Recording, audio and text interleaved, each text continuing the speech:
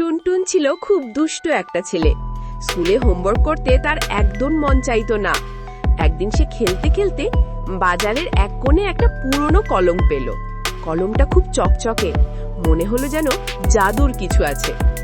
বাড়ি এসে টুনটুন লিখতে বসলো। হঠাৎই সে দেখলো যা লিখছে ঠিক সেই জিনিসটাই সামনে সত্যি হয়ে যাচ্ছে। সে লিখলো, টেবিলে 1 প্লেট লাড্ডু, আর সঙ্গে সঙ্গে টুপ করে 1 প্লেট লাড্ডু হাজির।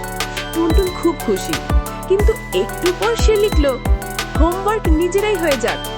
এবার ঘটল বিপদ। খাতার ভেতরের শব্দগুলো লাফাতে লাফাতে ছুটতে লাগলো। অ, ক, খ, গ সব অক্ষর ঘরের ভেতর দৌড়াদৌড়ি করছে। টুনটুন ভয় পেয়ে গেল।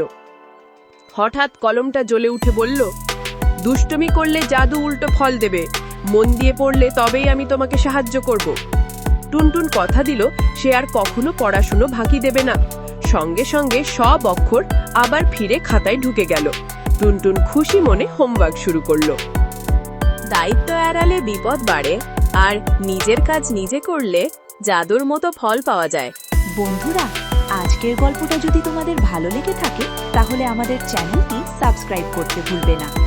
গল্পটা ভালো লাগলে একটা লাইক দাও, আর তোমার বন্ধুদের সাথে শেয়ার করো যাতে তারাও এই মজার গল্পগুলো শুনতে পারে।